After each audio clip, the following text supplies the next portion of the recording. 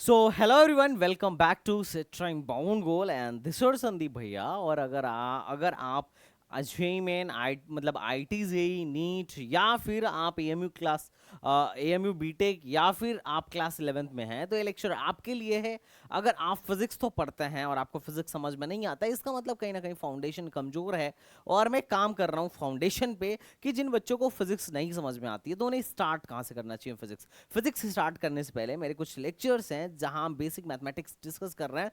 पहले आप इसे देखिए और फिर हम फिजिक्स की तरफ बढ़ेंगे। तो हम वन बाय वन करके चैप्टर मतलब चैप्टर टॉपिक टू टॉपिक करते जाएंगे। एंड आपको हमारे लेक्चर्स फॉलो करने हैं और उसके बाद से आपको असाइनमेंट्स सॉल्व करने हैं। और क्लास में अगर मैं कुछ होमवर्क्स दूं तो उसे भी सॉल्व करना है। इतना आपके लिए सफिशियंट होगा, आप बहुत ही अच्छे लेवल की फिजिक्स सीख जाओगे। इसके लिए हार्डली मैं आपका 8 महीना लूंगा और 8 महीने में आप बहुत ही अच्छे मतलब आपकी फिजिक्स पे बहुत ही अच्छी कमांड हो जाएगी। तो आप लोग बने रहिए और रेगुलरिटी बहुत जरूरी है। अगर आप फिजिक्स सीखना चाहते हो तो बेसिक से स्टार्ट करो, कोई दिक्कत नहीं है। आप जीरो से स्टार्ट करो, नॉट अ प्रॉब्लम। लेकिन कंटिन्यूअसली काम करो। अगर एक एक स्टेप भी आगे बढ़े तो एक दिन बहुत सारी सीढ़ियां चढ़ जाओगे, आसमान पर होगे। लेकिन अगर तुम एक एक दिन में पांच पांच स्टेप भी ले रहे हो और कंसिस्टेंसी नहीं है ना, तो उसकी कोई गारंटी नहीं है कि तुम अपने आसमान में कब पहुंचोगे। ठीक है, तो ये तो खैर तुम पे डिपेंड करता है कि तुम कितना कंसिस्टेंट हो। तो चलो भाई लोग, आज का लेक्चर शुरू करते हैं। Third this is lecture third. आज का लेक्चर तीसरा लेक्चर है बेसिक मैथमेटिक्स फॉर फिजिक्स पे। मैंने इससे पहले दो लेक्चर्स कंप्लीट कर लिए हैं। और आज का जो लेक्चर है दैट इज थर्ड लेक्चर। ठीक है, तो चलो भाई हम तीसरा लेक्चर स्टार्ट करते हैं। अब भाई फिजिक्स जो स्टार्ट करना था तो मैंने बोला था कि मैं पहले चैप्टर नंबर 0 पढ़ाऊंगा। और चैप्टर नंबर 0 का नाम जो हमने दिया था दैट वाज प्यारा सा बेसिक मैथमेटिक्स फॉर फिजिक्स। उसके बाद से थोड़ा सा हम यूनिट डायमेंशन एंड मेजरमेंट में जाएंगे। और ये भी थोड़ा सा एक बेसिक चैप्टर है बट इंपॉर्टेंट चैप्टर है, क्योंकि आने वाले हर चैप्टर में हम इसका यूज करेंगे। और इसके बिना तो मतलब फिजिक्स पढ़ने में बड़ा दिक्कत होती है, बच्चों को फिजिक्स नहीं समझ में आता है। और एक्चुअल फिजिक्स आपकी यहाँ से स्टार्ट होने वाली है, अब यहीं से स्टार्ट होगी। मैं तुम्हारा बस स्टेप बाय स्टेप 8 महीने का टाइम ले लूंगा, ज्यादा इससे ज्यादा नहीं लूंगा। 8 महीने से भी कम लूंगा। और कभी कभी हो सकता है एक दिन में 2 क्लासेस भी लगानी पड़ जाए, बट इतना है कि तुम फिजिक्स बहुत बढ़िया लेवल का सीख जाओगे। एंड इतने से तुम्हारा काम हो जाएगा। मतलब जिस भी एग्जाम में बैठोगे अच्छा करके आओगे, आई गारंटी। फाउंडेशन तुम्हारा स्ट्रांग हो जाएगा। उसके बाद लॉ ऑफ मोशन पे जाएंगे, वर्क पावर एंड एनर्जी पे जाएंगे, फिर अपना रोटेशनल पे जाएंगे। मतलब और इसी में आप सेंटर ऑफ मास भी ऐड कर लीजिए। और centre work power energy, centre of mass, फिर रोटेशन एंड देन ग्रेविटेशन। और ग्रेविटेशन के बाद मैं इलेक्ट्रोस्टैटिक्स पे आ जाऊंगा।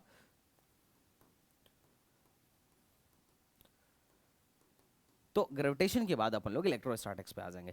ठीक है, ये कोर्स आपके लिए है। अगर कोई बच्चा 11th में है तो उसके लिए भी है, एएमयू की तैयारी कर रहा है उसके लिए भी है, नीट वालों के लिए भी यूजफुल है, जेई मेन वालों के लिए भी यूजफुल है, एएमयू बीएससी के लिए, एनडीए के लिए, डब्ल्यूबीजेई के लिए, bit set, VIT, MSCT, comet के, या आप किसी इंजीनियरिंग इंट्रेंस एग्जाम का प्रिपरेशन कर रहे हो तो this course is for you. और अगर आप क्लास 11th में अभी अभी आए हो तो भाई साहब आप लेक्चर्स देखना मेरी स्टार्ट कर दो।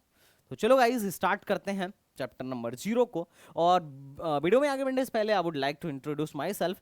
Guys I am Sandeep Vishwakarma, BTech from Aligarh Muslim University in electronics and communication engineering. और I have already GATE qualified career counsellor and physics mentor. और मैंने ऑलमोस्ट हजारों बच्चों को का एडमिशन इंजीनियरिंग में कराया हुआ है। तो आपको बिल्कुल परेशान होने की जरूरत नहीं है। चलो भाई आगे बढ़ते हैं। तो हम लोग पहले कल के लेक्चर में कुछ नहीं पढ़े थे। हम बेसिक ट्रिग्नोमेट्री की बात कर रहे थे। M I right guys? क्या हम बेसिक ट्रिग्नोमेट्री की बात कर रहे थे? हमने उसमें कुछ फॉर्मूलाज देखा था जिसको हमने आई बोला था कि ये ट्रिग्नोमेट्रिक आइडेंटिटीज हैं। और हमने ट्रिग्नोमेट्रिक आइडेंटिटीज के बारे में देखा था। ठीक है, अब सिंपल अगर मैं तुमसे एक कोई सवाल एक सवाल पूछूं, एक सवाल पूछूं,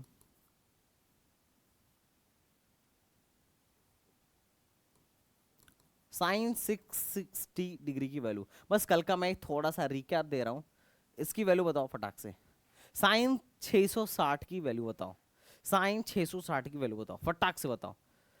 फटाक से बताओ, फटाक से। ठीक है, साइन 660 की वैल्यू बताओ। कैसे बताओगे? बोलोगे सिंपल कि सर ये कुछ नहीं है। एक काम करिए, आप एक बार 360 घूम जाइए। ठीक है, और फिर एक बार 300 घूम जाइए। अब जब 300 घूमेंगे तो यहीं पे तो आएंगे, यहाँ से 60 डिग्री, यही तो आएंगे ना, यहीं तो आएंगे ना, हाँ या ना, हाँ या ना, तुम ही बोलो ना, अरे यहीं तो आएंगे ना।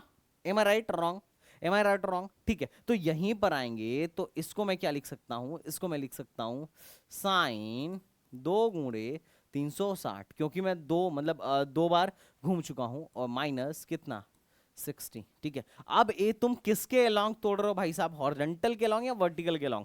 तो ये चूंकि हॉरिजॉन्टल लाइन है, ये वर्टिकल लाइन है, हम हॉरिजॉन्टल लाइन के अलोंग तोड़ रहे हैं, तो हॉरिजॉन्टल लाइन में चेंज होता है क्या? ऑफ कोर्स नहीं चेंज होता है, तो साइन साइन में ही रहेगा, लेकिन इसका चिन्ह बदल जाएगा।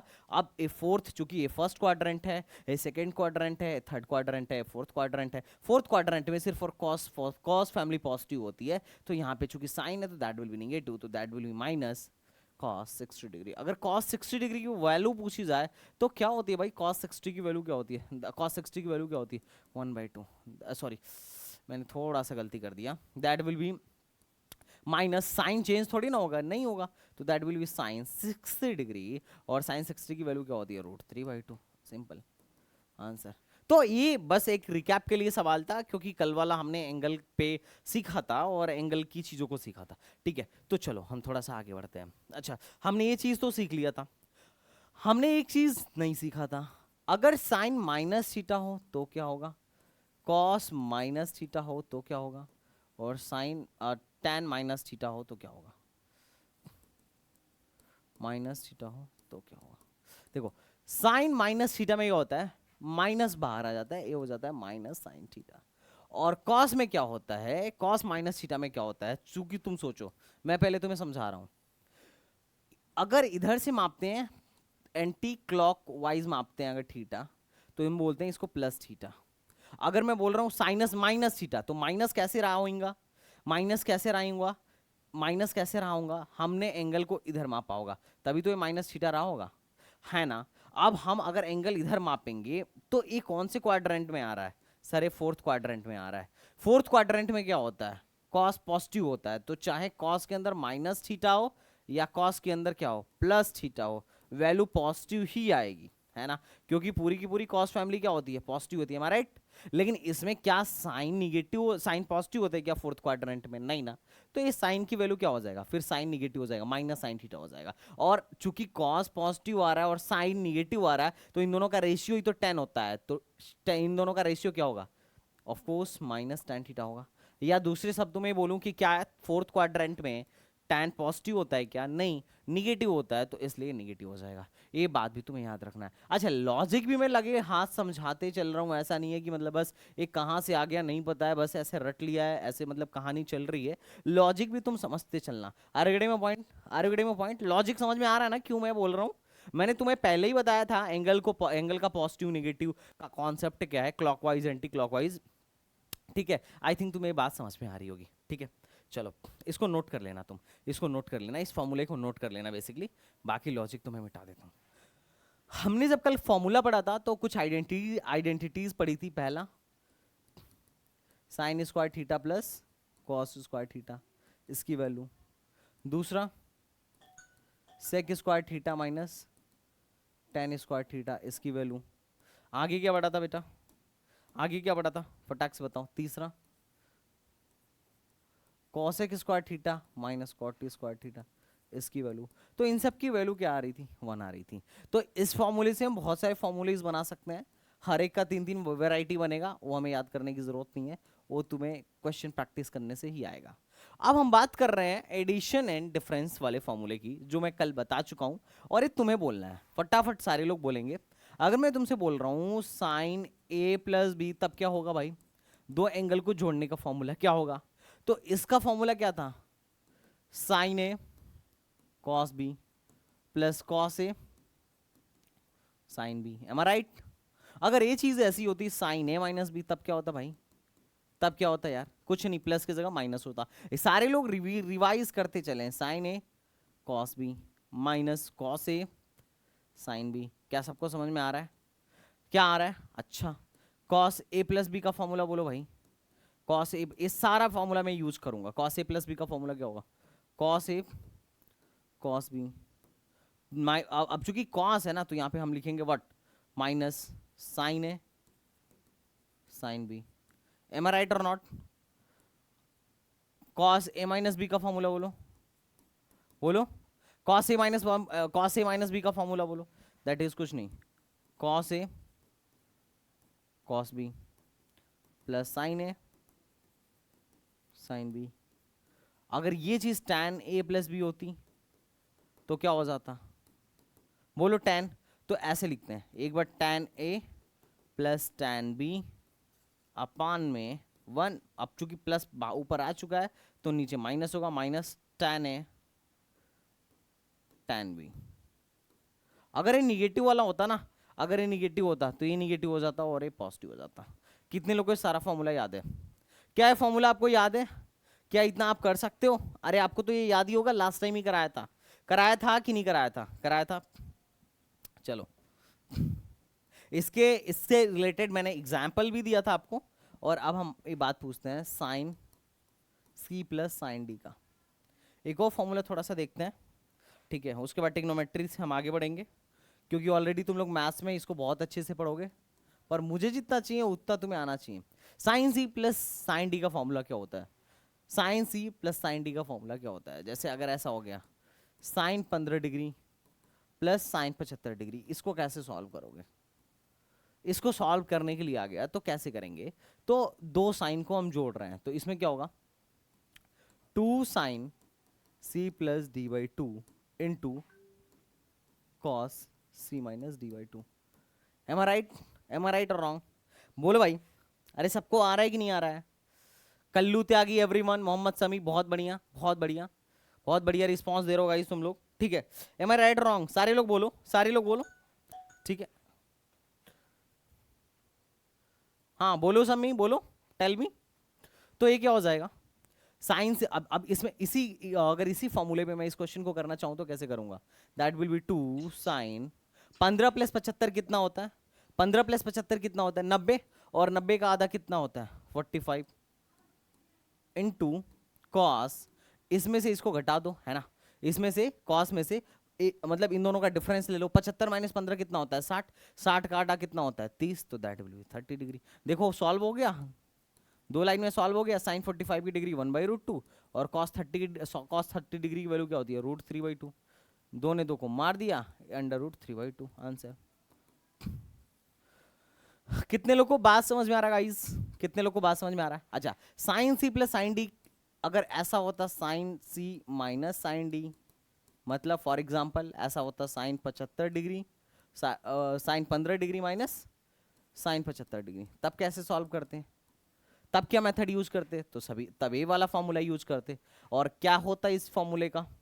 तो ये हो जाता 2 साइन, अब चूंकि c माइनस डी है तो मैं पहले दोनों को घटा के आधा करूंगा, उसके बाद साइन, उसके बाद दोनों के जोड़ का आधा करूंगा, cos c plus D by to. Is it right guys? Guys ये बात समझ में आ रही है? गाइज ये बात समझ में आ रही है कि नहीं आ रही है? सबको आ रही है? अभिषेक कुमार, अरे बहुत सिंपल फॉर्मूला है, बस याद रखना है, ठीक है? अच्छा जी, अगर ये चीज कॉस में हो तो क्या करेंगे? जैसे cos C plus cos D. अच्छा, जब साइन सी और साइन डी था ना, तो उसके फॉर्मूले में साइन और कॉस दोनों आ रहा था। पर अगर cos C plus cos D है ना, तो इसके फॉर्मूले में सिर्फ और सिर्फ या तो साइन आएगा या कॉस आएगा। जैसे फॉर एग्जांपल अगर मैं इसको सॉल्व करूंगा तो लिखूंगा 2 कॉस, इन दोनों के जोड़ का आधा कर दो, C plus D by two into एक इन दोनों के घटा के आधा कर दो, sine C minus D by two. ठीक है, सिंपल। अच्छा, अगर ऐसा होता cos C minus cos D तो क्या करते हैं? तो कुछ नहीं करते हैं, ऐसे लिखते हैं 2। अब चूंकि यहाँ पे कॉस आ गया था तो अब सिर्फ साइन आएगा, 2 sine C plus D by two into sine, ध्यान रखना यहाँ पे डी माइनस सी हो जाता है। आंसर, आंसर, ये आंसर के मतलब ये याद रखना है, it's not answer, it's we have to learn this. ये बेसिक फॉर्मूलाज थे जो तुमको लर्न करने थे, और आई होप तुम्हें से हर एक को लर्न होगा, इसमें मैं टाइम वेस्ट नहीं करने वाला। ठीक है, तो यहाँ अपनी ट्रिग्नोमेट्री का बेसिक समाप्त होता है। ठीक है, अच्छा एक चीज रुका हुआ है, इसको हम बोलेंगे sine and cosine formula for a triangle. अब ये सबसे ज्यादा यूज होगा, ये फिजिक्स में खासकर जब हम फोर्स पढ़ रहे होंगे तो फोर्स में सबसे ज्यादा अगर किसी फॉर्मूले का यूज होगा तो ये यूज होगा साइन रूल। अब sine and cosine formula for triangle we have to understood it कि ये साइन और कोसाइन फॉर्मूला क्या है। आई होप तुम लोगों ने मैथ्स में सीख लिया होगा, मैथ्स में पढ़ लिए साइन कोसाइन फॉर्मूला। जल्दी बोलो गाइस। अभिषेक, नितिक, कल्लू त्यागी, ऐशान अंसारी, साइन कोसाइन पढ़ लिए कि नहीं पढ़ लिए? अरे पढ़ा है कि नहीं पढ़ा है? बोलो गाइस। अरे जस्ट टेल मी गाइस। अच्छा नहीं पढ़ा है, चलो मैं तुम्हें बताता हूँ। देखो साइन फॉर्मूला क्या है। जैसे एक ट्रायंगल है, कोई भी ट्रायंगल, ये सिर्फ और सिर्फ I am not talking about right angle triangle only, I am talking about every triangle. कोई भी एक ट्रायंगल है, ठीक है, इसकी साइड ए है, ठीक है, और इसके सामने वाला एंगल ए है, ठीक है। अगर ए वाली साइड बी है और इसके सामने का एंगल बी है, और ए वाला साइड सी है और इसके सामने का एंगल सी है, मतलब एक कोण ए है, एक कोण बी है, एक कोण सी है, और साइड ए है, साइड बी है, साइड सी है, तो साइन फॉर्मूला क्या कहता है?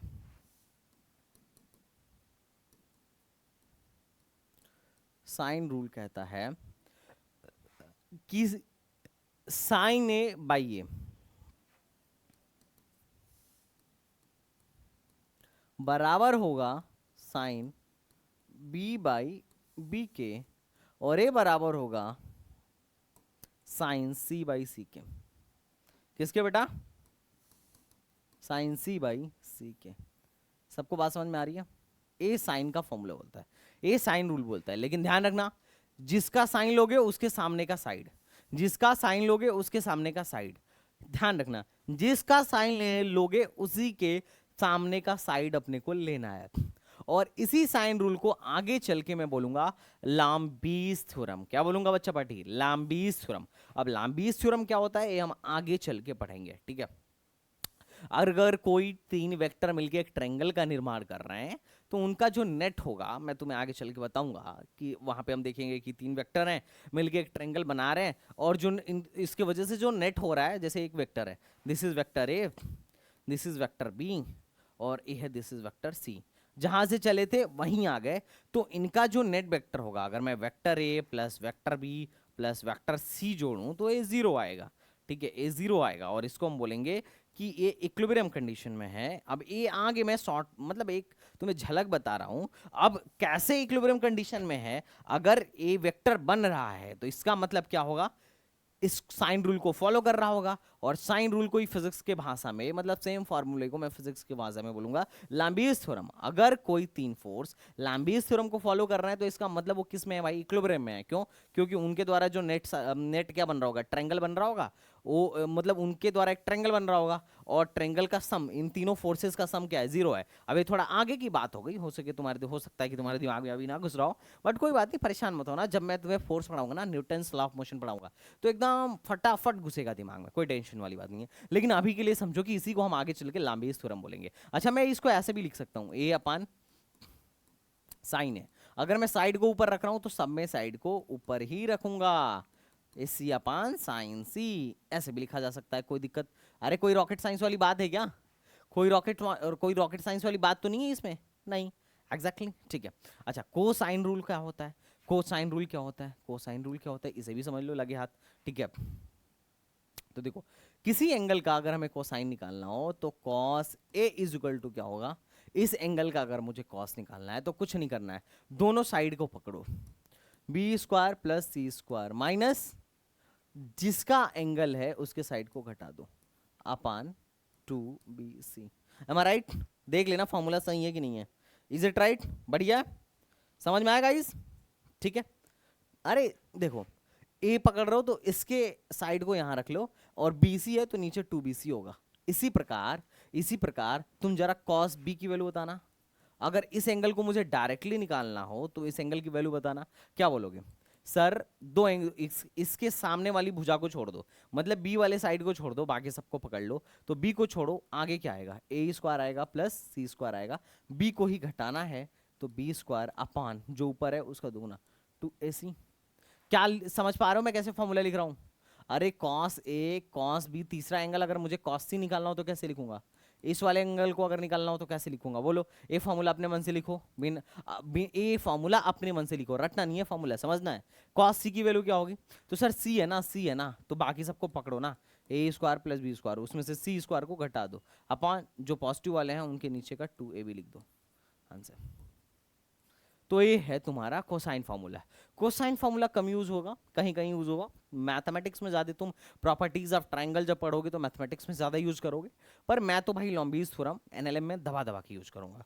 तो मैं तुमसे कहूंगा कि लॉम्बीज थ्योरम, साइन रूल तुम्हें भी याद कर लेना है, क्योंकि तुम भी इसे दबा दबा के यूज करोगे, और साथ ही साथ इलेक्ट्रोस्टैटिक्स में भी हम इसे यूज करेंगे, मैग्नेटिज्म में भी यूज करेंगे, ठीक है। जहां जहां फोर्स आएगा, और अगर फोर्स इक्विलिब्रियम में है तो सबसे आसान तरीका हो सकता है कि तुम लॉम्बीज थ्योरम से सॉल्व कर लो उसको फटाफट।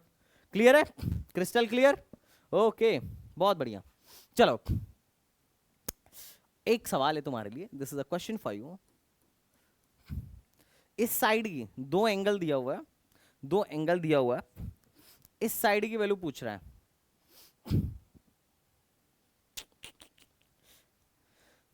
दो एंगल दिया हुआ है, इस साइड की वैल्यू पूछ रहा है। ओके, बहुत बढ़िया, क्लियर है, कल्लू त्यागी को क्लियर है। देखो, दो साइड भी दिया हुआ है और दो एंगल भी दिया हुआ है, हमसे पूछ रहा है तीसरी साइड की वैल्यू बताओ, कैसे बताओगे?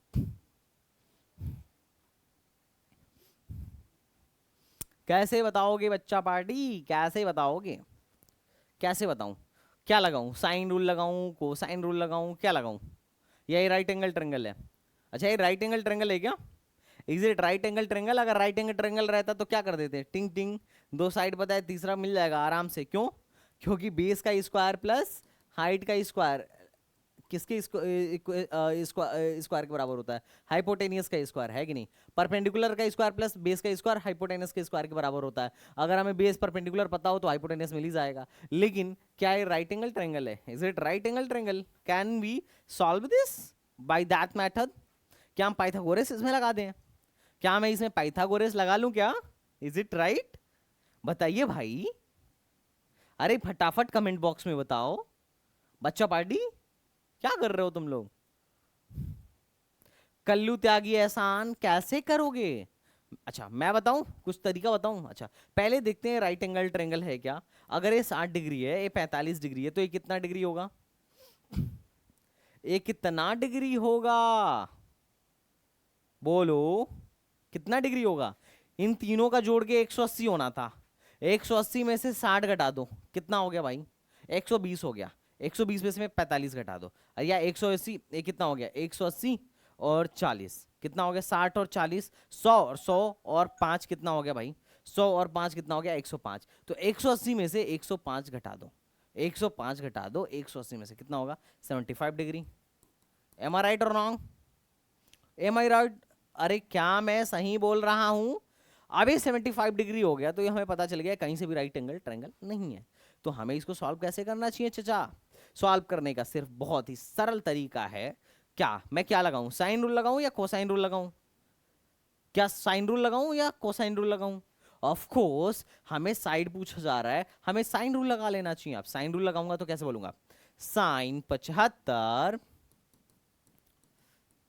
अपान इसके सामने का एंगल मान लेते हैं दैट इज एक्स, ये एक्स है, बराबर क्या होगा? साइन 60 अपान इसके सामने का एंगल, इसके सामने की साइड, दैट इज 20, बराबर ये साइन 45, साइन 45 अपान इसके सामने का एंगल 10। M I right? हमें क्या सॉल्व करना है भाई साहब? हमें क्या सॉल्व करना है? एक्स निकालना है, तो तुम इसको पकड़ोगे तो भी सॉल्व हो जाएगा, और इन दोनों को पकड़ोगे तो भी सॉल्व हो जाएगा। किसी एक को पकड़ लो। तो साइन 75 अपान एक्स बराबर साइन 60 अपान 20। एक्स की वैल्यू क्या हो जाएगी? एक्स की वैल्यू हो जाएगी, इसको इधर भेज दो, 20 multiply by sine 75 upon sine 60। Sine 60 की वैल्यू हो जाएगी √3/2, 2 ऊपर चला गया, तो ये हो गया 40 बटा √3 इंटू साइन 75 डिग्री। अच्छा, साइन 75 की वैल्यू कौन निकालेगा? कैसे निकालेंगे? दो तरीका है, क्या कर लो? पहला, इसको ऐसे कर लो, साइन 30 प्लस 45। क्या मैं ऐसे कर लूं? कोई दिक्कत है क्या तुम्हें? क्या मैं 75 निकाल सकता हूं ऐसे? हाँ जी सर निकाल सकते हो। तो साइन ए प्लस साइन बी कैसे निकालोगे? साइन ए प्लस साइन बी का फॉर्मूला क्या मैं यहाँ पे लगा सकता हूँ क्या? क्या मैं यहाँ पे, क्या ये साइन ए प्लस बी का पैटर्न पकड़ रहा है? हाँ सर पकड़ रहा है। तो sign A cos 45 plus cos A sign 45, M I right और रॉन्ग? Is it right? क्या मैं इसे मतलब क्या मैं इन सब की वैल्यू पुट करके निकाल दूंगा साइन 45, और जैसे ही साइन 45 आया यहाँ पुट कर दो, आंसर एक्स की वैल्यू आ गई। बात समझ में आ रहा है? बात समझ में आ रहा है? फिजिक्स में हम ऐसे ही देखो, फिजिक्स में तो सब यूज होगा, ज्योमेट्री भी यूज होगा, ट्रिग्नोमेट्री भी यूज होगा, ठीक है। हम कुछ भी नहीं छोड़ेंगे, मैथ्स का जो लगेगा हम सब लगा लेंगे, है ना, क्योंकि हमारे ऊपर कोई लिमिटेशन थोड़े ना है ना, कि आपने अभी सर्कल नहीं पढ़ाया तो सर्कल नहीं लगाएंगे, क्योंकि क्वेश्चन जब फिजिक्स का आएगा तो बेसिक यूज तो होगा ही होगा, और हर एक चैप्टर का बेसिक यूज होगा। तुम्हें बेसिक बेसिक बातें पता होनी चाहिए, नहीं पता होगा तो दिक्कत तुम्हें होगा। अच्छा, आधे लोग क्या करते हैं, फिजिक्स पढ़ने पहुंच जाते हैं मुंह उठा के, और उनको मैथ्स का बेसिक ज्ञान नहीं होता है, लिटरली ज्योमेट्री नहीं आती बच्चों को, बेसिक ज्योमेट्री। अगर तुम्हें बेसिक ज्योमेट्री आए तो थोड़ा बहुत फिजिक्स काफी हद तक इजी हो जाएगा, लेकिन बच्चों को आती नहीं है ज्योमेट्री, 9th-10th में पढ़ते नहीं है मन लगा के, बेस बर्बाद है। 11th-12th में मजा कर लिया, है ना। कुछ 11th-12th वालों को मेरी वीडियो सजेस्ट करो, पढ़ेंगे ही नहीं, उन्हें लगेगा कि आप बकैती पढ़ा रहे हैं, लेकिन उन्हें नहीं पता है कि अगर भाई अगर तुम्हारे सपने बड़े हैं तो इन सारी चीज़ों से होकर जाना ही पड़ेगा, है ना। और तुम तो यार अगर ड्रॉपर हो तो ऑलरेडी लेट हो, और अगर 11th-12th में और नहीं देख रहे हो तो फिर तुम लेट ही कर रहे हो, है ना। चलो भाई, बात समझ में आ रहा है? अब हम अपने नेक्स्ट टॉपिक को पढ़ने जा रहे हैं, दैट इज स्ट्रेट लाइन। क्या सबने स्ट्रेट लाइन पढ़ा हुआ है? कल्लू त्यागी, स्ट्रेट लाइन पढ़ा है बेटा? कौन है? हाँ बोलो एहसान। एहसान,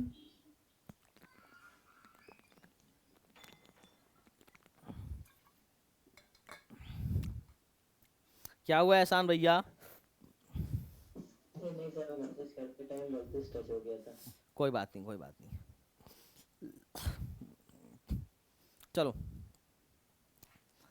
स्ट्रेट लाइन नहीं पढ़े जी, इसको हिंदी में कहते हैं सरल रेखा। क्या कहते हैं?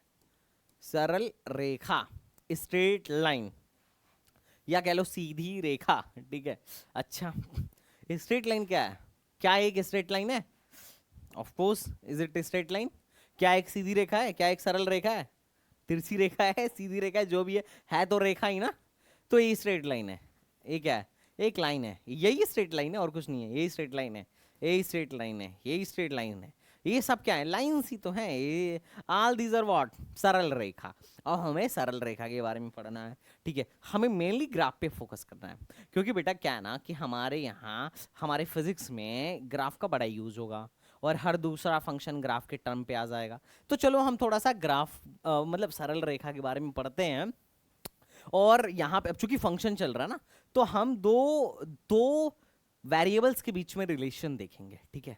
अब सिंपल सी बात है, हम सरल रेखा प्लेन में ही देखेंगे अपने, ठीक है। कार्टेशियन प्लेन में ले लेता हूं, एक कार्टेशियन प्लेन में ले लेता हूं, ठीक है। अच्छा, इसको क्या बोलते हैं गाइस? इसको क्या बोलते हैं? सारे लोग कमेंट बॉक्स में बताओ। इसको बोलते हैं ओरिजिन। यहाँ पे एक्स कोऑर्डिनेट भी जीरो होता है और वाई कोऑर्डिनेट भी जीरो होता है। जैसे जैसे आगे जाते हैं एक्स की वैल्यू बढ़ती है, जैसे जैसे ऊपर जाते हैं एक्स की वैल्यू वाई की वैल्यू बढ़ती है ना, क्योंकि इधर वाई एक्सिस है, इधर एक्स है।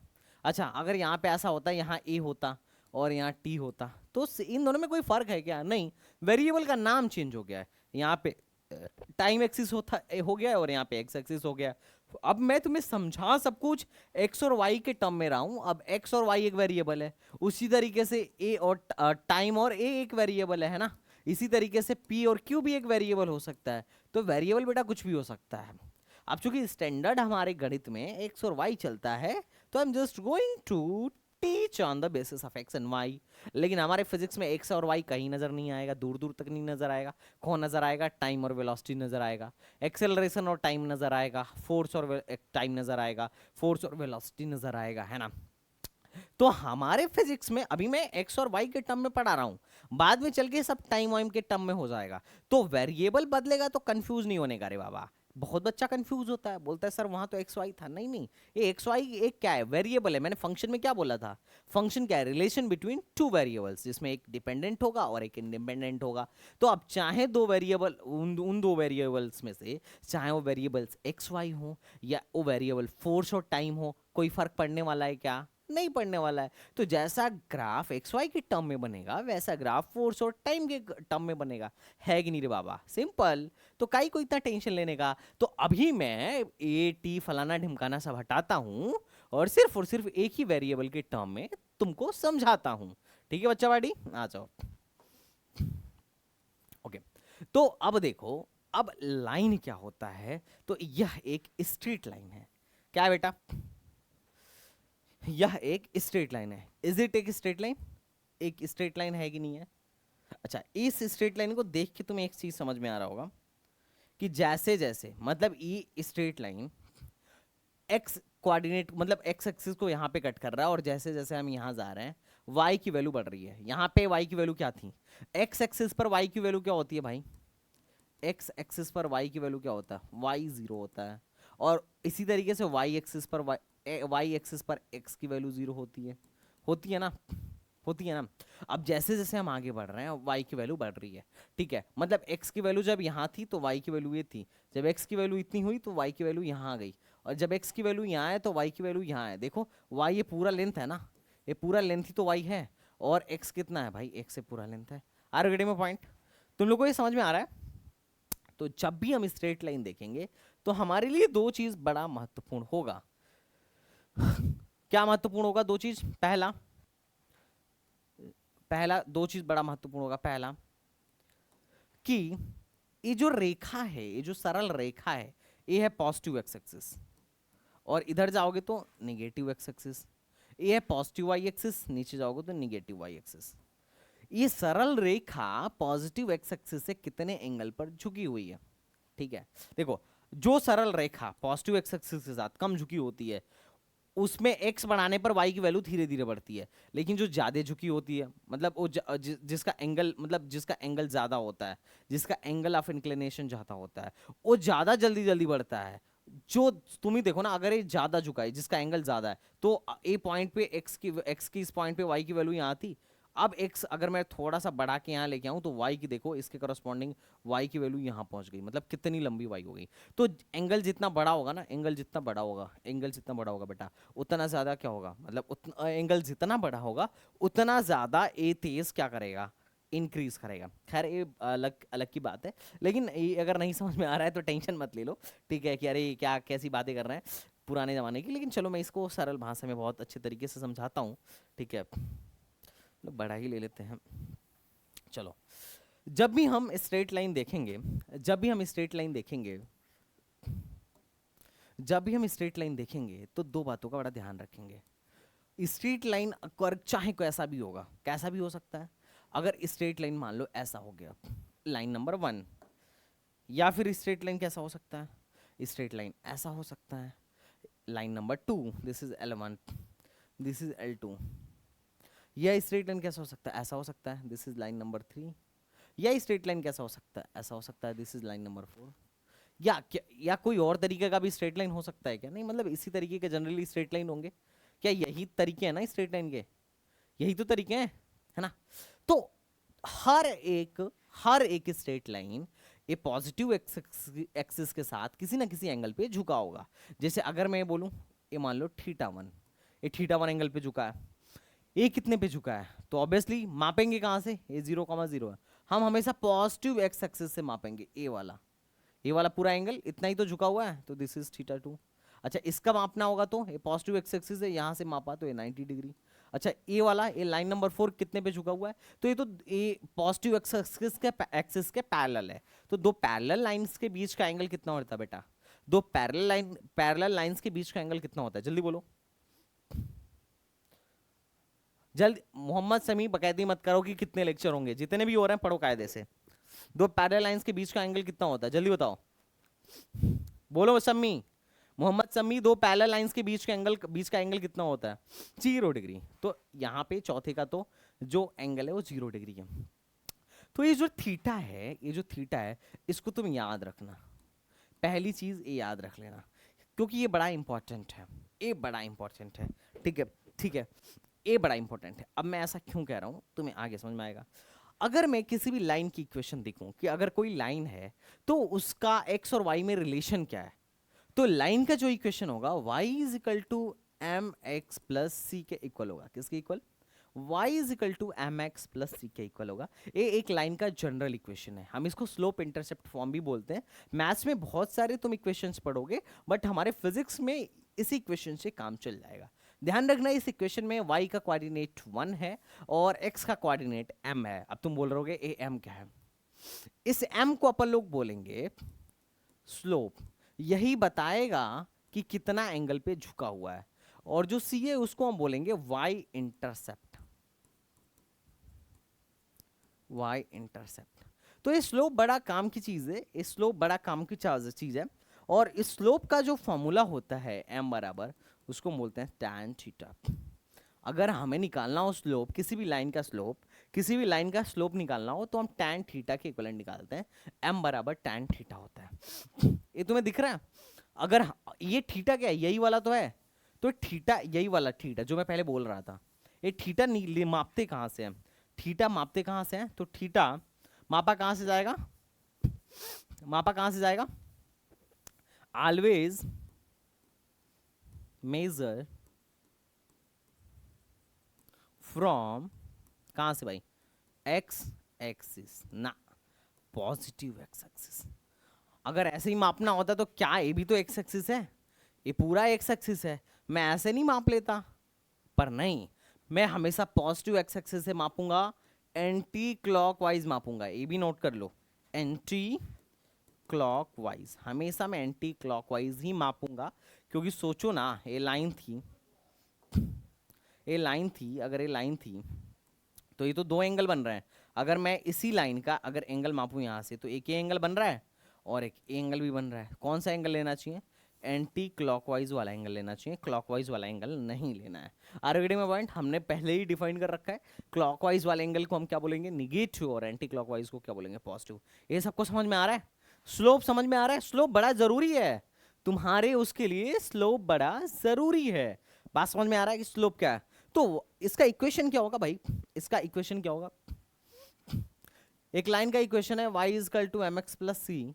इसमें m क्या है? ये हमारा स्लोप है। अब स्लोप ना बहुत सारी चीजें बताता है। जैसे पहले मैं एक तुमसे सवाल पूछता हूं, 2y is equal to 4x plus 9, find the slope. Find the slope. क्या ये लाइन है? लाइन में क्यों बोल रहा हूं? लाइन में इसलिए बोल रहा हूं कि एक, क्योंकि एक, देखो किसी भी लाइन को पहचानना, अगर मैं बोलूं 3x plus 4y plus 9 is equal to 0, क्या ये लाइन है? क्या ये लाइन है? तो हाँ सर, ये भी लाइन है। क्यों? क्योंकि लाइन पहचानने के लिए जरूरी होना चाहिए कि x और y दोनों का जो पावर हो एक हो, ये दोनों लीनियर होने चाहिए। इक्वेशन जो होना चाहिए लीनियर होना चाहिए।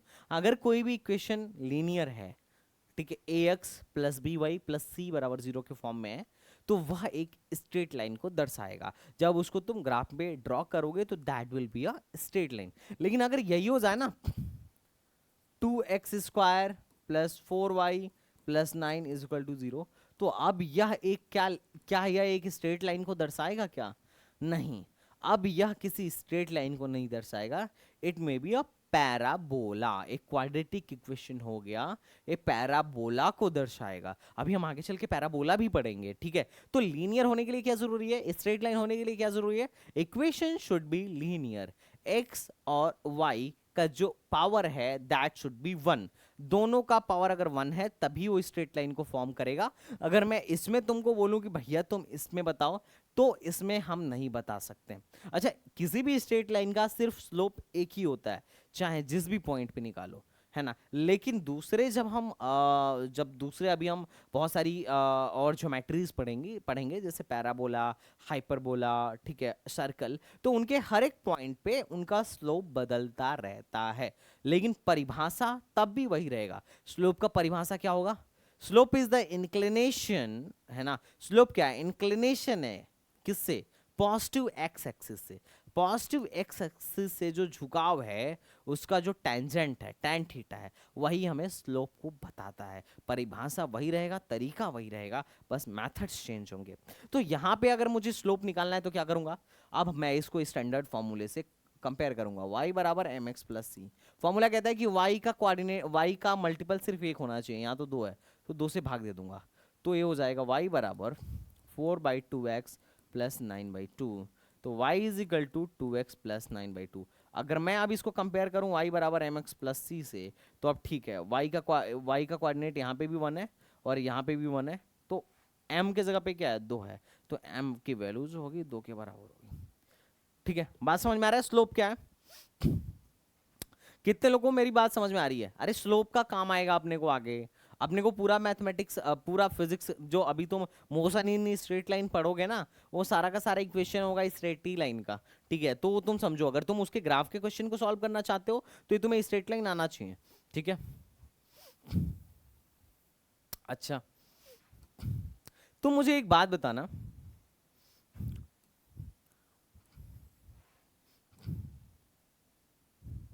यह एक लाइन है, इसका एक थीटा है, क्या ये थीटा 90 से छोटा है क्या? क्या ये थीटा 90 से छोटा है? और एक लाइन है, इसका एंगल ए है, क्या ये थीटा 90 से बड़ा है क्या? क्या ये थीटा ग्रेटर देन 90 डिग्री है ना?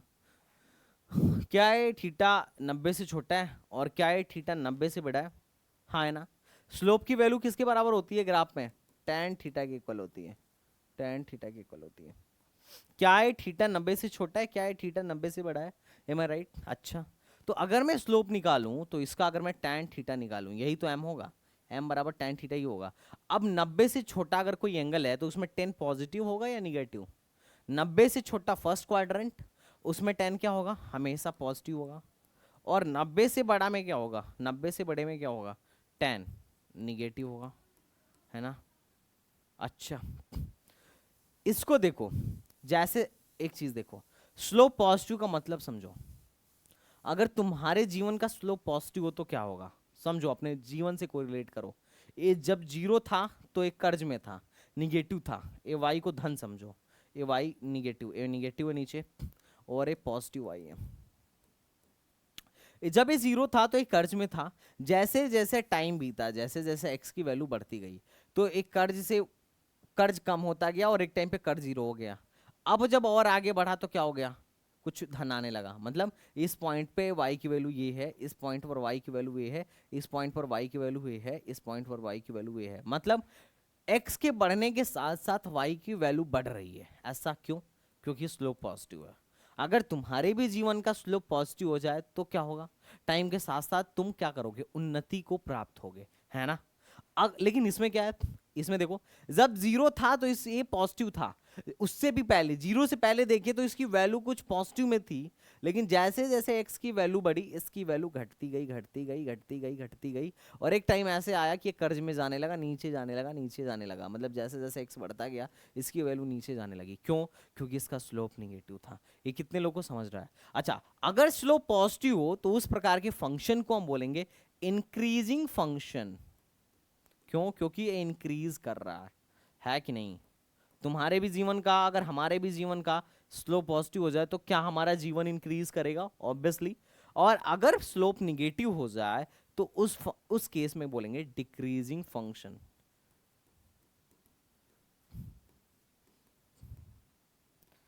अच्छा, इंक्रीजिंग फंक्शन क्या है भाई? वो टाइम के साथ साथ जैसे जैसे एक्स बढ़ाएंगे उसकी वैल्यू बढ़ती जाएगी, और डिक्रीजिंग का मतलब क्या है? जैसे जैसे एक्स घटाएंगे उसकी वैल्यू घटती जाएगी। तो इसका मतलब जो स्लोप होगा अगर वो पॉजिटिव है तो फंक्शन जो होगा इंक्रीज करेगा, इंक्रीजिंग होगा, और अगर स्लोप निगेटिव है तो फंक्शन क्या होगा? डिक्रीज करेगा। ये क्या है, दिमाग में तुम्हारी बात रहेगी। अगर कोई लाइन उठता हुआ जा रहा है तो उसे तुम देख के बता सकते हो कि इसका स्लोप पॉजिटिव है, और अगर कोई लाइन गिरता हुआ आ रहा है तो तुम इसे क्या बोलोगे भाई साहब?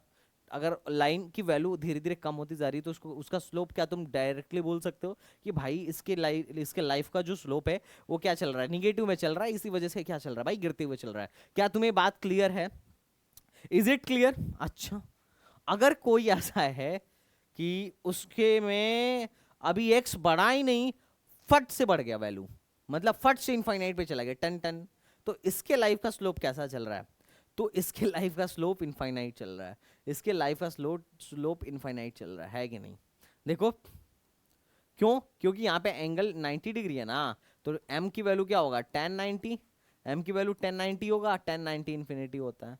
अच्छा इसमें क्या है, इसमें क्या है, इसके लाइफ, इस लाइन के लाइफ का स्लोप कैसा चल रहा है? ना ये टाइम के साथ बढ़ रहा है, ना देखो x बढ़ा रहा हूँ, x है और ये y है, x बढ़ा रहा हूँ, y कांस्टेंट है, मतलब शुरू में जितना y था अब भी उतना ही y है, उसके बाद भी उतना ही y है, तो इसको क्या बोलोगे?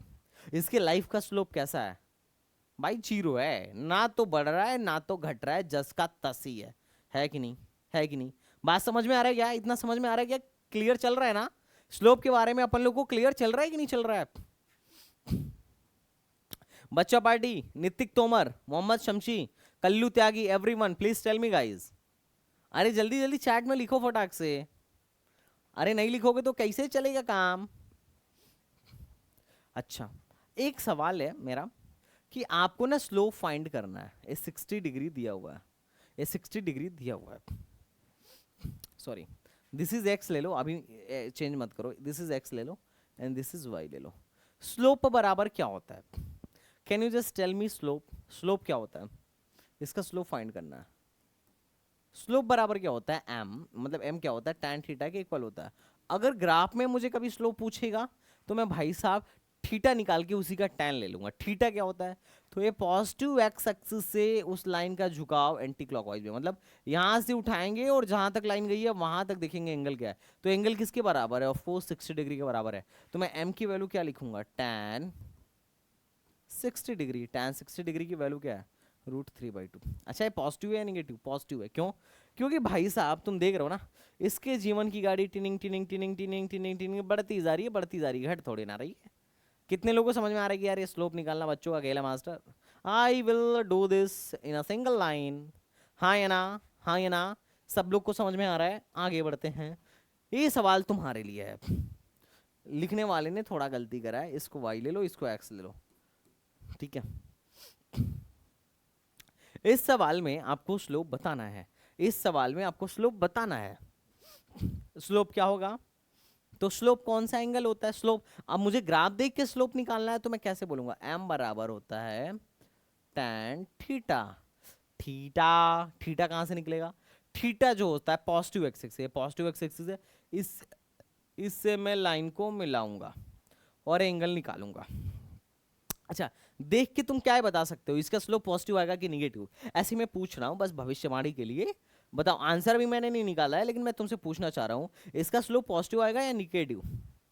देखो अबरार ने आंसर चेंज कर लिया भविष्यवाणी से पहले। अच्छा इसका स्लोप पॉजिटिव आएगा या निगेटिव? जल्दी बोलो बच्चा पार्टी।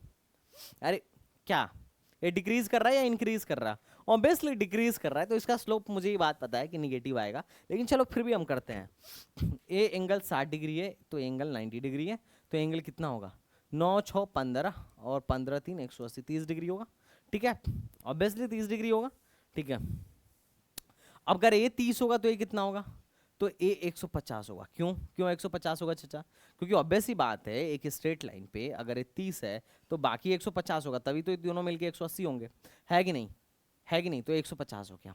अब हमको m बराबर tan 150 की वैल्यू निकालनी है, 150 डिग्री की वैल्यू निकालनी है। जल्दी बताओ कैसे लिखूं? tan 150, पेन पेपर, बिना पेन पेपर उठाए लिखना है। तुम बिना पेन पेपर उठाए लिखो, मैं पेन से लिख के दिखा रहा हूँ, ठीक है? 180 माइनस 30 लिख सकता हूँ क्या? हाँ सर लिख सकते हो। इसको मैं ऐसे लिख देता हूँ, ये कौन से क्वाड्रेंट में है? सेकंड क्वाड्रेंट में। किस एक्सिस के अलॉन्ग है? हॉरिजॉन्टल, तो चेंज ही नहीं होगा, तो ये माइनस tan 30 डिग्री हुआ, ये माइनस 1/√3 आंसर। तुम में से मोस्टली लोगों ने गलत निकाला था मुझे पता है, लेकिन तुम्हें छोटी छोटी बातों का ध्यान रखना है, ऐसे क्वेश्चन एग्जाम में गलत नहीं होने चाहिए, ठीक है? हालांकि ऐसे सवाल आएंगे नहीं, लेकिन ये इसका यूज होगा, मतलब ऐसा ही दिखेगा और वहां तुम्हें स्लोप निकालना होगा, लेकिन वो एक्स और वाई के टर्म में नहीं होगा, वो वेलोसिटी और टाइम के टर्म में होगा।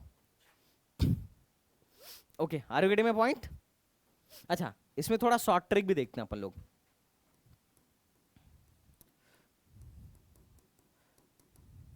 शॉर्ट ट्रिक क्या? देखो हमें पता है इसका स्लोप निगेटिव होगा, तो मैं पहले लिखूंगा स्लोप निगेटिव।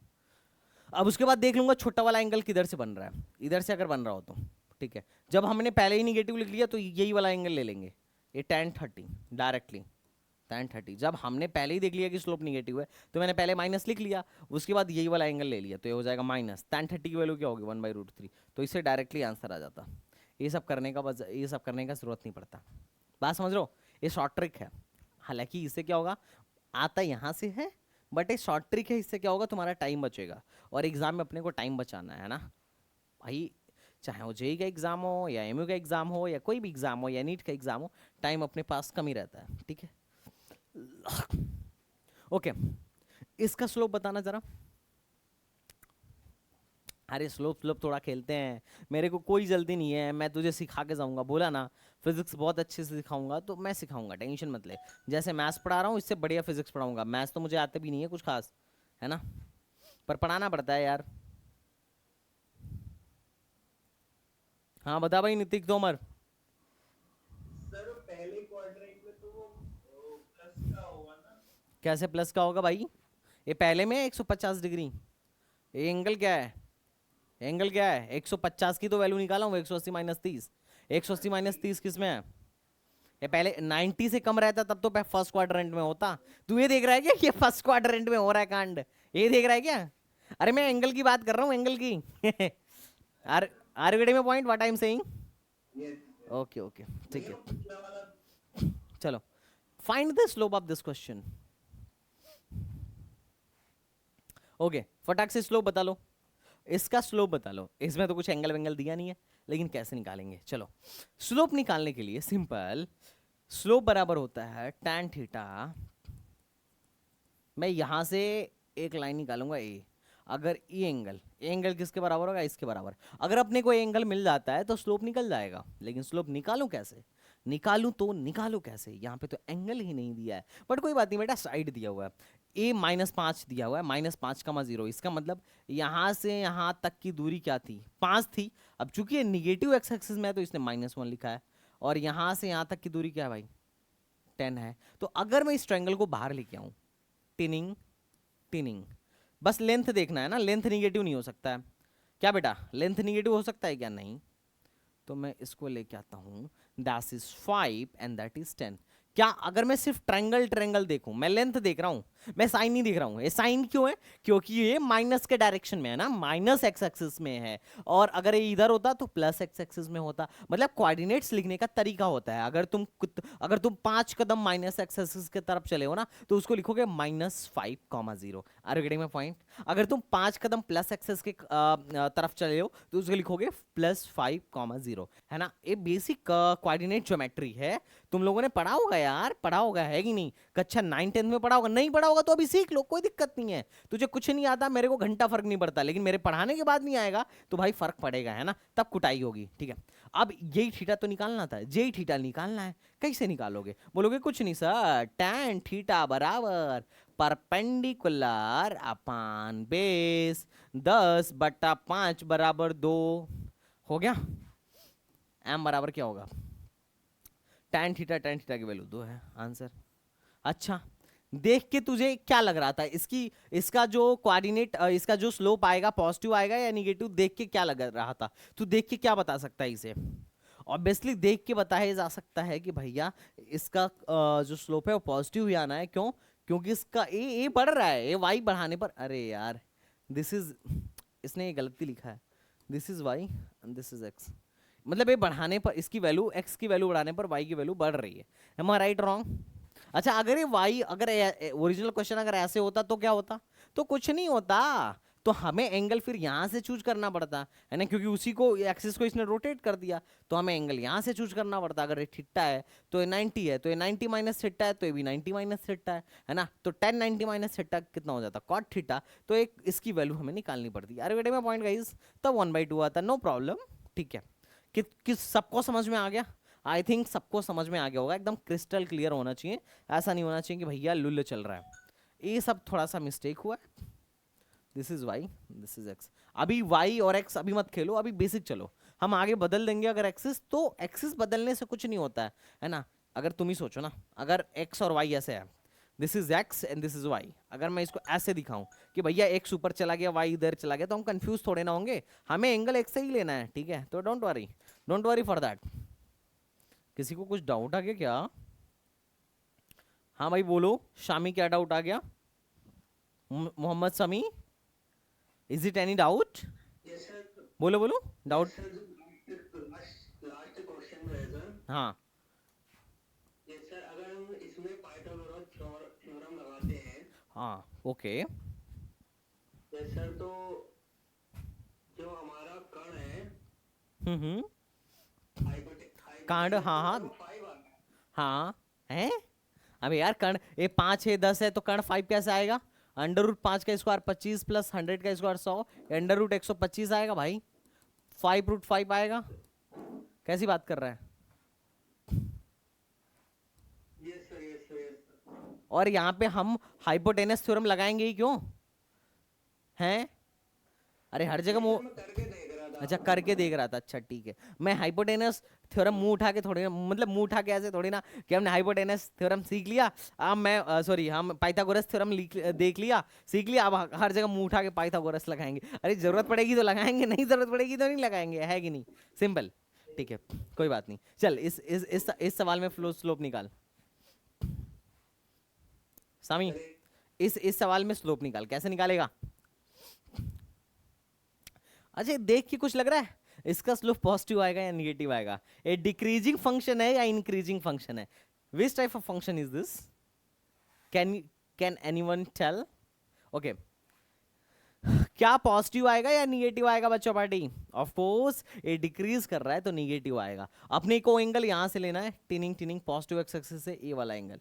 ए वाला एंगल क्या है? यही वाला एंगल है, ठीक है। अच्छा मैं ये वाला एंगल निकालने के बजाय ए वाला एंगल निकाल लूं और माइनस लिख दूं क्या? Minus tan। और अगर एंगल थीटा हो तो मैं थीटा लिख दूं। अरे शॉर्ट ट्रिक से, अभी शॉर्ट ट्रिक तो सिखाया था ना, थीटा निकाल ले। अब ए वाला अगर एंगल निकालना हो तो ए वाला एंगल और ए वाला एंगल सेम होगा कि नहीं होगा? कितने लोग कह रहे हैं हाँ भाई इतनी ज्योमेट्री तो अपने को आती है कि अगर दो एंगल ऐसे हैं, एक ऐसा है, इतनी ज्योमेट्री तो आती है कि अगर अगर ए अल्फा है तो ए भी अल्फा होगा। इतनी ज्योमेट्री तो आती होगी ना?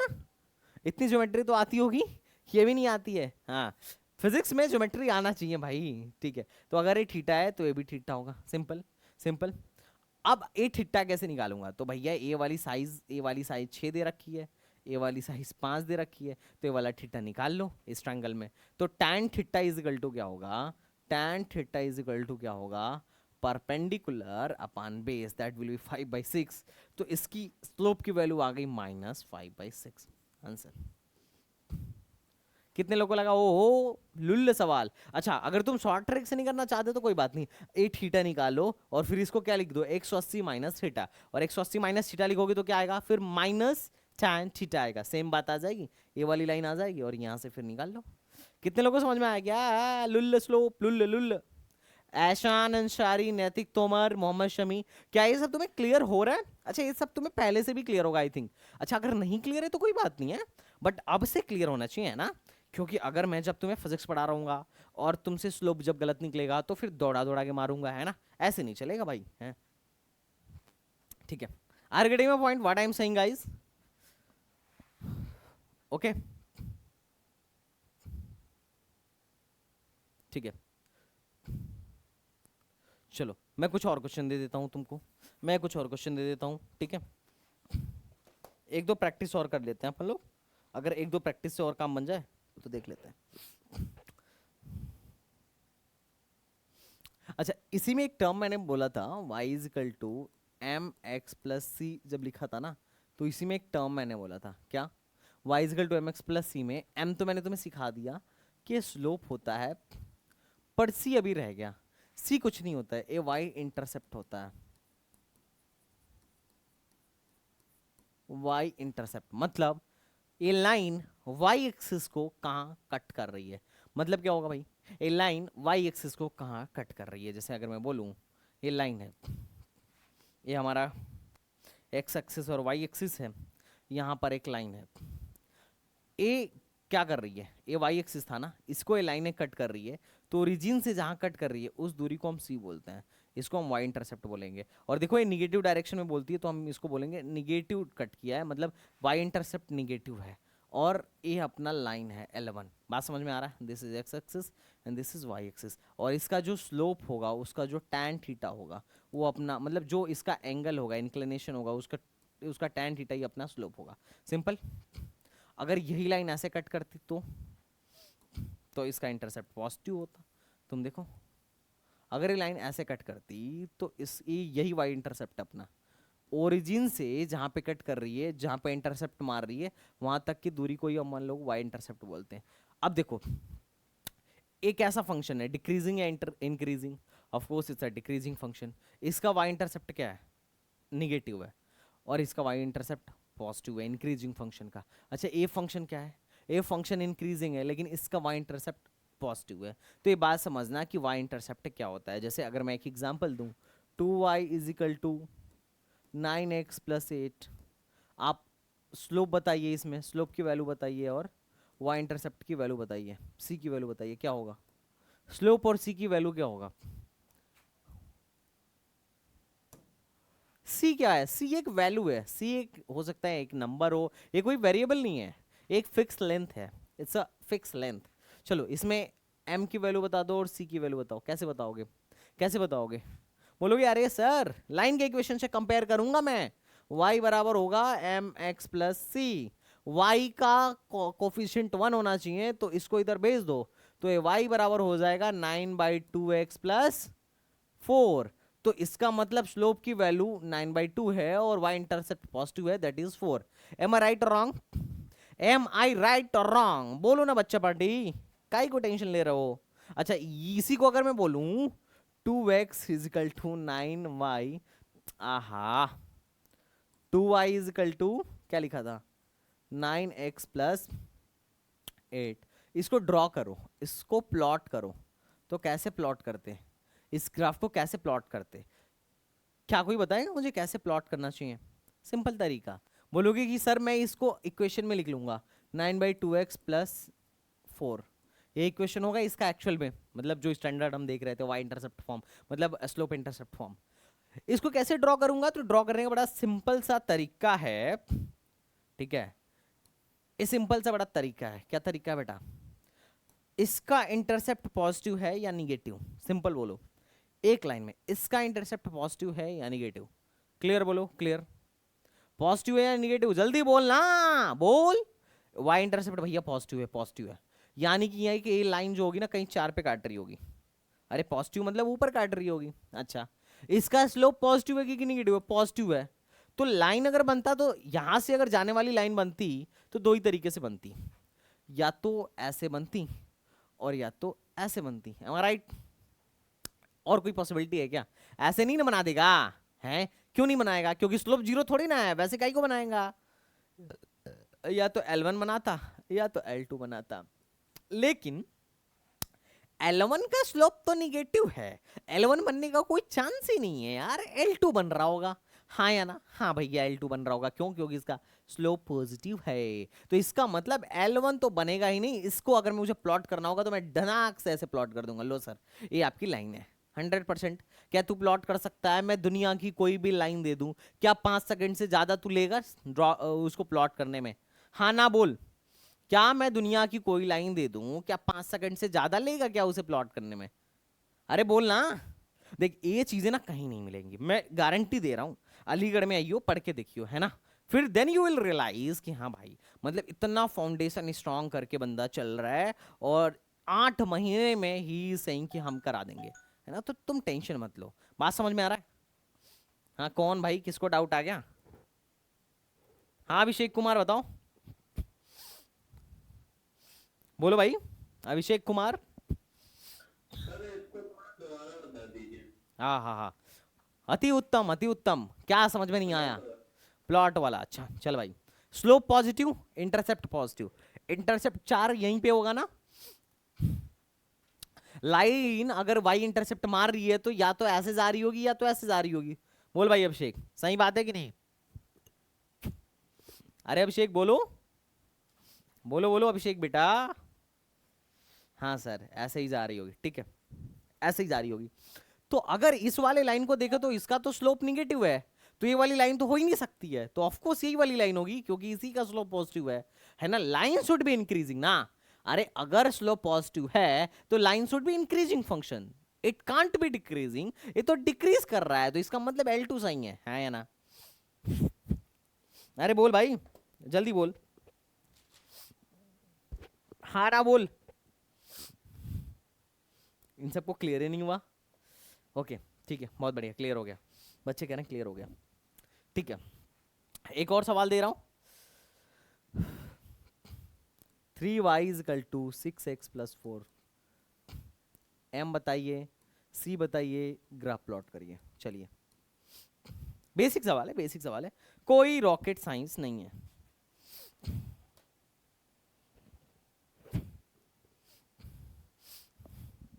There is not a rocket science, very basic सवाल, बिल्कुल परेशान मत होइएगा, टाइम दीजिए खुद को, है ना।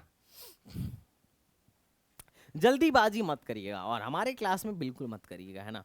बाकी कोर्स वोर्स तो हम खत्म करा ही देंगे, टेंशन मत लो। जितना भी मैं पढ़ाऊंगा that will be more than sufficient. अगर उतना भी तुम सीख के गए ना, एग्जाम में फोड़ के आओगे।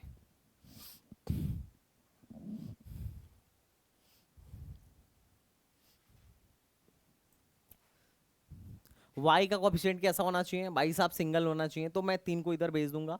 तो अगर मैं 3 से भाग दूंगा तो सब में भाग जाएगा। y बराबर 6/3x plus 4/3, M I right. y बराबर 2x प्लस 4/3। स्लोप की वैल्यू क्या आई 2, c की वैल्यू क्या आई 4/3। 4/3 पॉजिटिव है या निगेटिव, सर पॉजिटिव है। तो ये x मतलब किधर की तरफ होगा, चल जल्दी बोल। सर ये कहीं यहाँ होगा, है ना, 0, 4/3 कहीं यहीं होगा, है ना। उसके बाद स्लोप कैसा है, पॉजिटिव, तो इसका मतलब फंक्शन शुड बी इंक्रीजिंग। तो क्या मैं ऐसी लाइन बना दूं, एक बोल दूं किसी इसी का लाइन, इसी लाइन का इक्वेशन है ये, 3y इजिकल टू 6x+4। क्या मैं ऐसा बोल दूं, क्या मैं इसी लाइन का इक्वेशन है बोल दूं? क्या मैं सही बोल रहा हूँ, गलत तो नहीं बोल रहा, कुछ कुछ भी गलत हो तो बोल, हाँ ना बोल भाई। इज इट राइट, एकदम मस्त 2 लाइन में। अच्छा, क्या इससे पहले तू लाइन की इक्वेशन ऐसे ही बनाता था, 5 सेकंड के अंदर बनाता था? ईमानदारी से बोलियो, ईमानदारी से, क्या लाइन की इक्वेशन ऐसे ही 5 सेकंड के अंदर बनाता था? जल्दी बोल भाई सारे लोग। अरे बता भाई, ऐसे ही 5 सेकंड के अंदर बना पाता था पहले? अगर बना पाता था तो बहुत बढ़िया बात है, नहीं बना पाता था तो अब तू उस कैटेगरी में आ गया। अब जब मैं फिजिक्स भी पढ़ाऊंगा ना, ऐसे ही पढ़ाऊंगा, 2-2 सेकंड में प्रॉब्लम सॉल्व, ऐसे दनादन, ठीक है। चल एक सवाल और कर लेते हैं, एक सवाल और कर लेते हैं।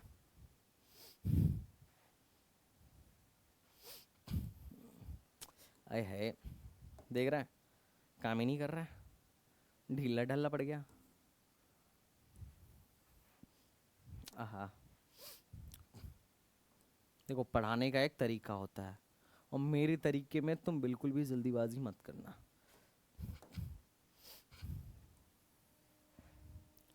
दिस इज 60 डिग्री और ये 0, -10।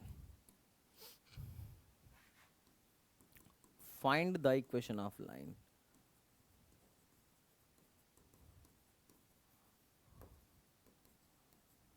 आप लाइन का इक्वेशन फाइंड करिए एंड बड़ा सिंपल सा सवाल है।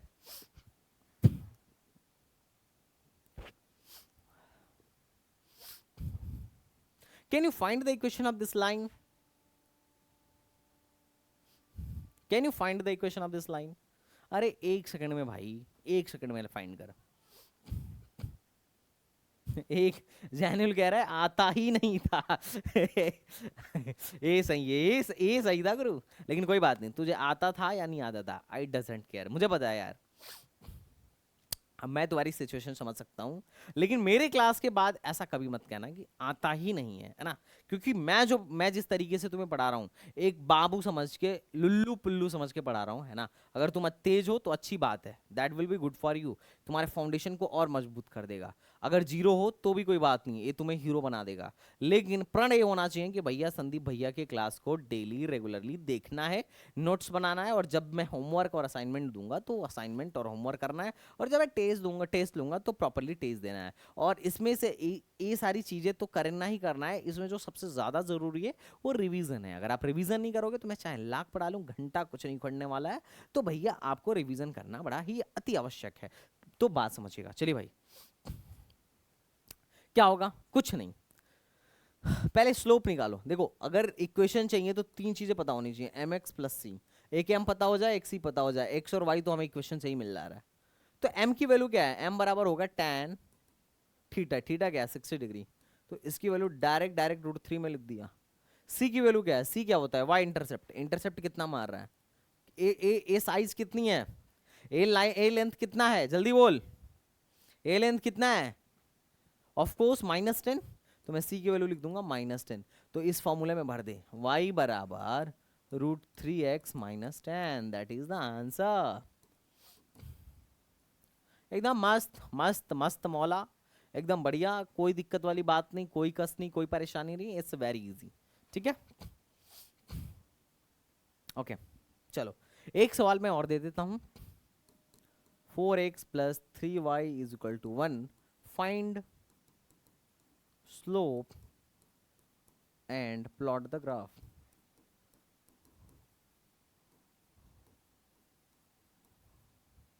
फटाक से, बिना कोई देरी किए, बिना कोई बकैती किए, फटाक से आपको इसको निकालना है। जल्दी से निकालिए, कोई नहीं, बस प्रैक्टिस करते हैं थोड़ा बहुत, है कि नहीं? बस थोड़ा प्रैक्टिस, बड़ा जरूरी है प्रैक्टिस, है ना? कैसे निकालोगे? बोलोगे इसका स्लोप निकालना है, कोई बात नहीं है। y को x, अच्छा इसका एक डायरेक्ट फॉर्मूला भी होता है कि -b/, ये ले लो, लेकिन मैं वो सब तुम्हें सिखाना नहीं चाहता, वो सब मैथ्स वाले सिखाएंगे।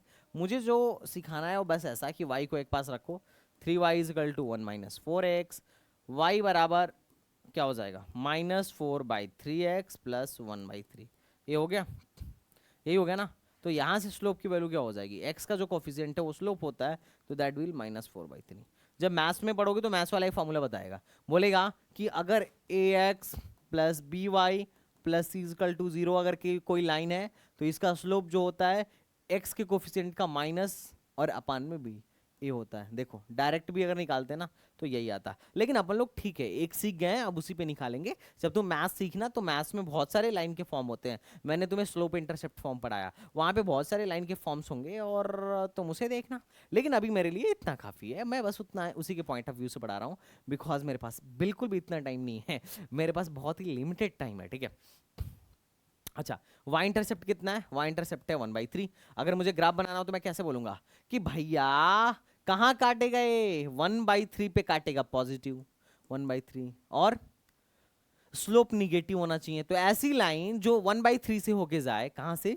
0, 1/3 से होके जाए और उसका स्लोप निगेटिव हो, कौन सी होगी? तो ऑब्वियसली यही वाली लाइन होगी, टन टना टन, यही वाली तो लाइन होगी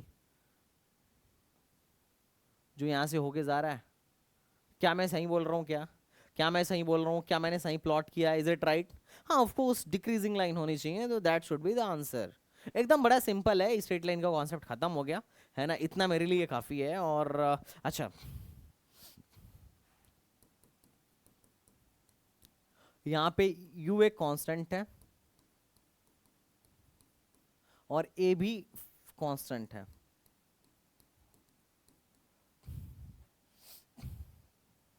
बताइए, ग्राफ बताना है तुम्हें टाइम वर्सेस वेलोसिटी का, वीटी ग्राफ ड्रॉ करना है। Can you draw the graph? Can you draw the VT graph?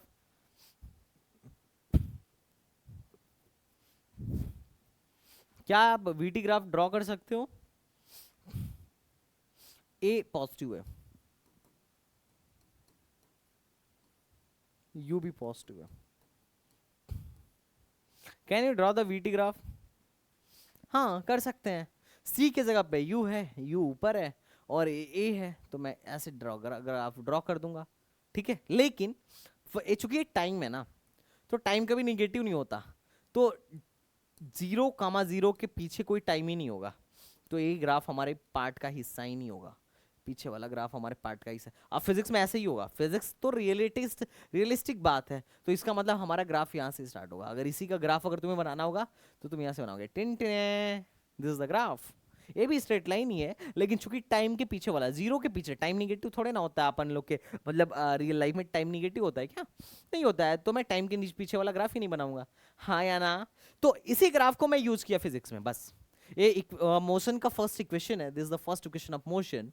और अब ऐसे ही बहुत सारे इक्वेशंस होंगे जिसको मैं अब मैथ्स के जरिए फिजिक्स में लेके आऊंगा, और मेरे मैथ्स पढ़ाने के पीछे का रीज़न भी यही है। तो कुछ दिन तक तुम्हें मैथ्स पढ़ना है, 5-10 दिन पढ़ोगे और उसके बाद फिजिक्स में एंटर कर जाओगे। और तुम यकीन मानना गाइज, अगर तुम बेसिक के मेरे लेक्चर्स ले रहे हो तो आगे चल के तुम्हें फिजिक्स में कभी कोई प्रॉब्लम नहीं आएगी। वेक्टर बहुत अच्छे से समझना, वरना तुम्हारे लगेंगे, है ना। और मैं तो दे दनादन मारता हूँ आगे चल के, है ना, तो तुम्हें पता भी नहीं चलेगा, हवा भी नहीं लगेगा कि कैसे हो रहा है और कैसे चल रहा है। तो I would like to request to all of you, please attend my lectures properly, daily lecture attend करिए, अदरवाइज आपका पत्ता कभी भी कट सकता है। पैसा तो आपने हमें दे ही दिया है ना, तो अब आपकी रिस्पॉन्सिबिलिटी है कि नहीं? बोलो भाई, तुम ही बताओ, ये मेरी रिस्पॉन्सिबिलिटी है क्लास में आना या तुम्हारी रिस्पॉन्सिबिलिटी है? बोलो गाइज, ये किसकी रिस्पॉन्सिबिलिटी है क्लास में आना, डेली डेली लेक्चर अटेंड करना? भाई खुद को मोटिवेट करना तुम्हारी रिस्पॉन्सिबिलिटी है। तो डेली तुम कैसे क्लास में अपने आप को मेरे क्लास में लेके आते हो, ये तुम्हें जानना है। ठीक है, बात समझे? रिकॉर्डिंग देखने से कुछ नहीं होगा, बाकी यहाँ सबसे ज़्यादा मजा है। ओके, तो अगर जो लोग भाई अभी तक एमयू बीटेक का बैच नहीं ज्वाइन किया, फटाफट आप एमयू बीटेक का बैच ज्वाइन कर सकते हो। अगर आप आईटी जेई के लिए फिजिक्स पढ़ना चाह रहे हो तो उसका भी बैच ज्वाइन कर सकते हो STBZ एकेडमी ऐप पर। और एमयू कक्षा 11th भी जल्दी लॉन्च होने वाला है, तो you can join that batch also. तो अगर आपको वीडियो अच्छा लगा हो तो लाइक शेयर एंड सब्सक्राइब करिए। तो चलिए मिलते हैं नेक्स्ट वीडियो में, तब तक के लिए बाय बाय, टाटा एंड जय हिंद। हाँ भाई, तुम में से अगर किसी को डाउट है